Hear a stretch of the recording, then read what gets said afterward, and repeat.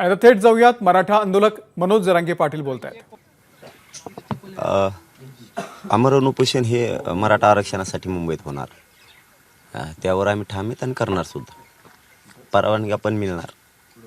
सरकारचा कसा रिस्पॉन्स आहे असं आपण म्हणतो. यापेक्षा शांततेचं आंदोलन आणि लोकशाहीत कायद्याने दिलेलं हत्यार दुसरं असू शकत नाही. त्यामुळं रिस्पॉन्स तर राहणार नसता. त्या देशात कायदाच राहिला नाही किंवा नियमच राहिले नाही, लोकशाही पण राहिली नाही असा अर्थ होईल. ते परवानगी तर मिळणार, नाही मिळाली आमरण उपोषण होणार आणि तिथंच होणार, मुंबईतच होणार. शिष्टमंडळ जे आहे ते आज मुंबईमध्ये दाखल झालेलं आहे. काय आता पुढचं सगळं नियोजन कसं असणार तिथलं? शिष्टमंडळ गेले ते आता आज बघायला गेले. त्यांच्याबरोबर संपूर्ण मुंबईमधला मराठा समाजाला सुद्धा आवाहन केलेलं आहे आम्ही की मराठा बांधवात मतभेद असतील नसतील मला माहीत नाही. कोणाला फोन आमचा गेला असेल नसेल गेला माहिती नाही.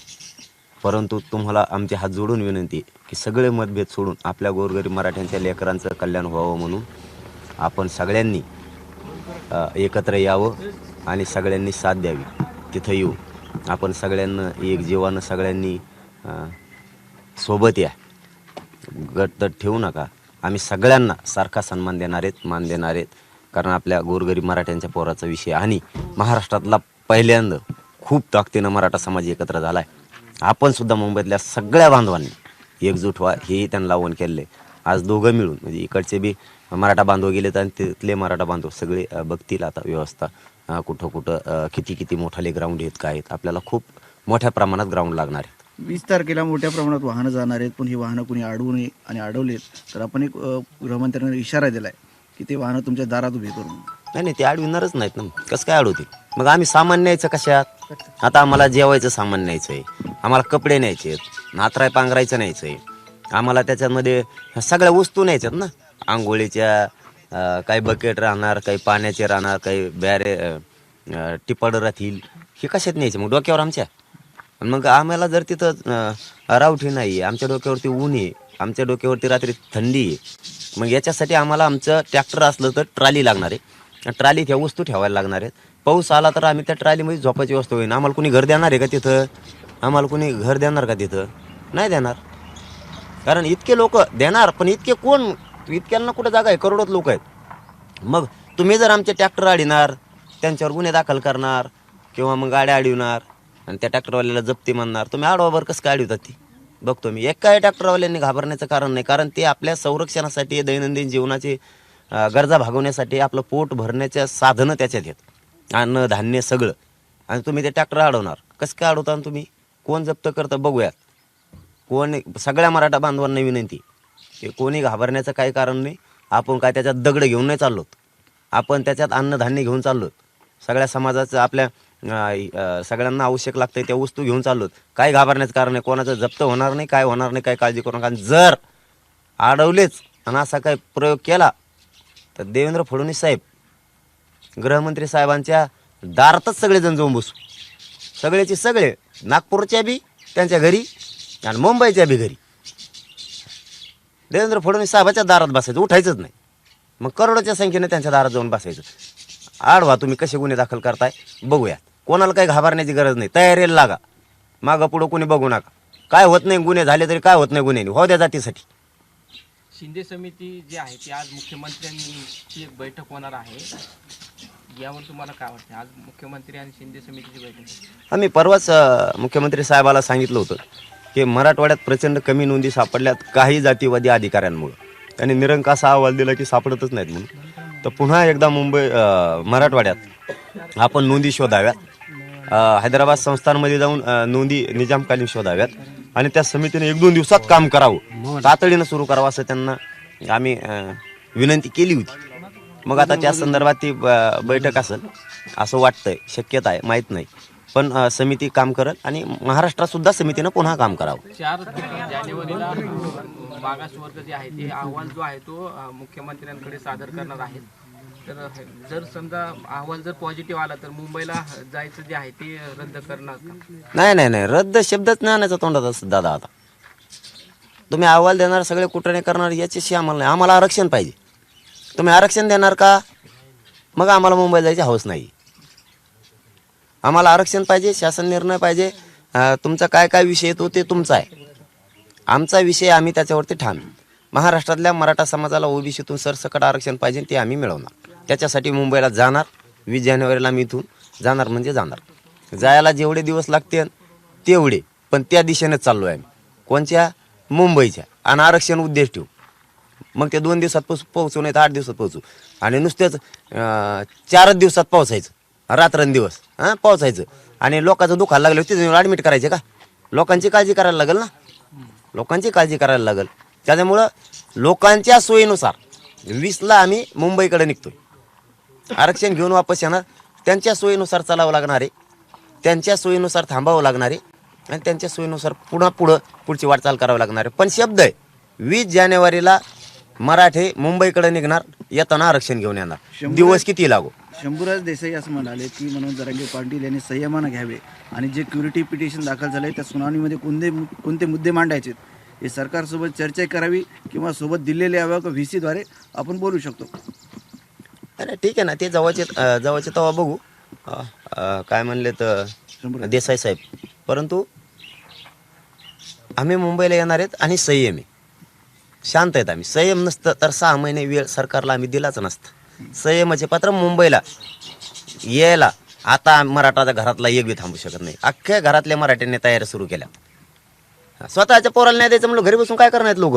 घरी नाही बसत, घरी बसले पोराचं वाटलं झालं. मराठे पडले बाहेर, मराठे पडलेच बाहेर.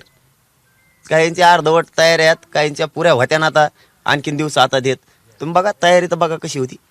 जरांगे पाटील, कुठलं मैदान निश्चित होऊ शकेल? म्हणजे काही तुमच्या शिष्टमंडळाचा काही निरोप आला, म्हणजे कुठं करण्याची तुमची तरी इच्छा आहे? शिवतीर्थाची सुद्धा पाहणी केली तुमच्या शिष्टमंडळाने. शिवाजी पार्कवर. शिवाजी पार्क. तसं पाहिलं तर मुंबईतले सगळेच ग्राउंड लागणार आहेत आम्हाला, जवळपास सगळेच.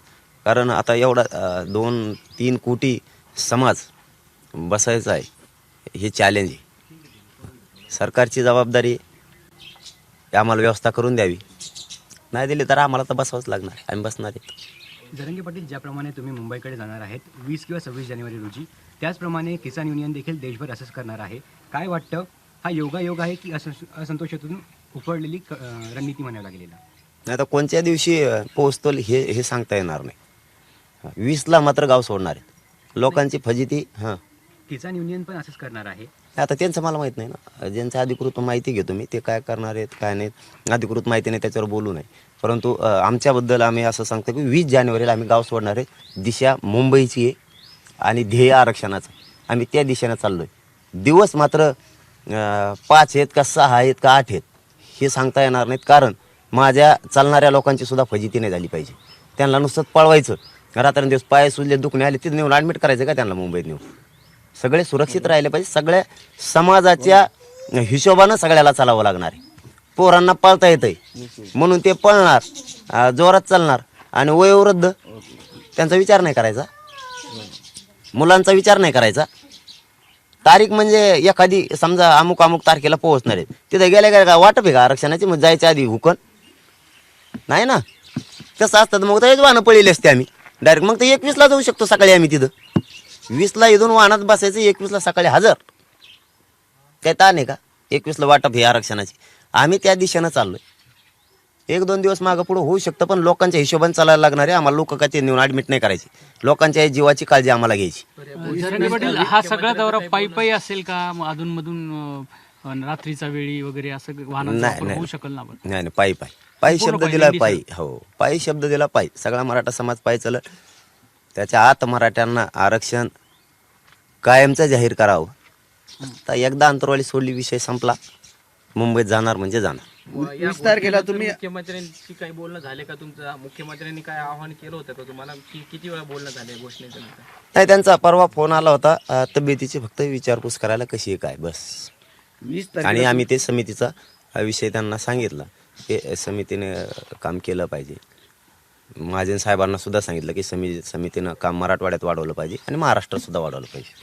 गुन्ह्यांच्या बाबतही आम्ही त्यांना महाजन साहेबाला सांगितलेलं होतं की तुम्ही घेतो म्हणून आणखीन काय प्रकारे लक्षात यायला. आणि नोटिशीचा विषय सुद्धा त्यांना सांगितला होता, पण मला वाटतं नोटिशीचा विषय थांबलेला दिसतोय असा अंदाजा आहे. कारण ते वाहनं शांततेत जाणार आहेत आणि खाण्यापिण्याचं धान्य घेऊन जाणार आहेत. म्हणून सरकारला त्याच्यावरती काही ॲक्शन नाही करता येणार, कारण ते काय दगड घेऊन नाही चालले त्या ट्राल्यात. म्हणून ते थांबलंय. आणि मराठा समाजाला विनंती, आपण काय दगड घेऊन नाही चाललो. ट्राल्या घ्या, आपलं संरक्षण होणार. रात्री पाऊस आला, दिवसा पाऊस आला, ऊन लागायला लागलं, आपल्याला बसता येईल, जेवता येईल, परत खाली बसता येईल. खाली जर ओलं असलं, चिखल असलं तर आपल्या वाहनात आपल्याला झोपता येईल.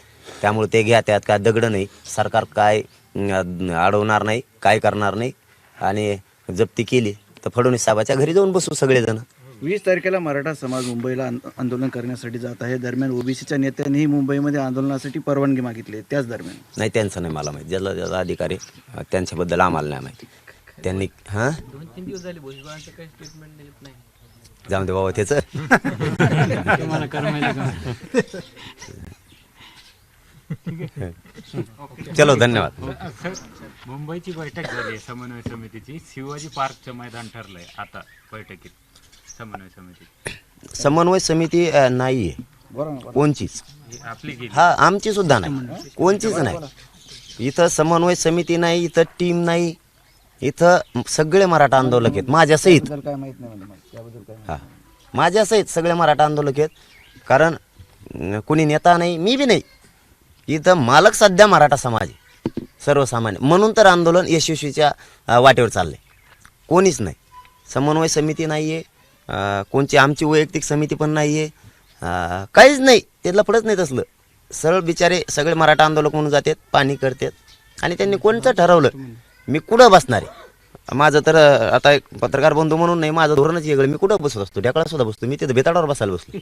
मग काय तसं काही नाही. मी जाणार, बसणार. कुठं जागा नाही दिली, समुद्राच्या गोट्यावर बसणार मी, ते पण बसणार. हां, शिवाजी पार्कचं काय वाटतं तुम्हाला? जे आता जे सगळे मराठा आंदोलक गेलेले आहेत, मुंबईतले मराठा आंदोलक सगळे आणि महाराष्ट्रातले मराठा आंदोलक जे शक्य आहे ते गेलेले. ते का पाणी करायला गेलेले, फक्त कुठं बसायचं काय त्यांनी जे ठरवते ते बसलोच म्हणून समजायचं. मी कुठंही ठरवू द्या, काही अडचण नाही. अजून काही ठरलं नाही म्हणजे तुम्ही जिथं बसाल ते मैदान? नाही, त्यांनी समजा आता तिथं व्यवस्था केली असेल, तिथं जाऊन बसल. कुठं गेले तर माझा उद्देश एकच आहे, आमरण उपोषण करणे आणि ध्येय मराठ्यांना, गोरगरिबांना आरक्षण मिळवून देणे. नसता मरुस तर मागं न हटणे. आपला ध्येय उद्देश ठरलेला आहे, त्याच्यापासून आपण लांब नाही. मुंबईतला सगळा मराठा, पुन्हा एकदा विनंती आहे की सगळ्या मराठ्यांनी एकत्र आहे. असतील नसतील मतभेद मला माहीत नाही, नको. आता गोरगरिबांच्या पोरांचं कल्याण होईल. कोणाला आमच्याकडून निरोप गेला नसेल तर मोठ्या मनानं पुढं होऊन करा. आम्ही सगळ्यांना सारखा सन्मान देणार आहे, सगळ्यांना. फक्त एखादी आधी ओळख आहे, तिथं माणूस फोन करून सांगत असतो, काहींची ओळख नसणार आहे आमच्याशी, त्यामुळं आम्ही तुमच्यापर्यंत पोहोचू शकलो नसतो. परंतु या मीडियाच्या बांधवांच्या माध्यमातून आम्ही तुमच्यापर्यंत पोहोचलो की तुम्ही सगळ्यांनी एकत्र या आणि ही लढाई जिंकू लागा, सगळ्यांनी. धन्यवाद.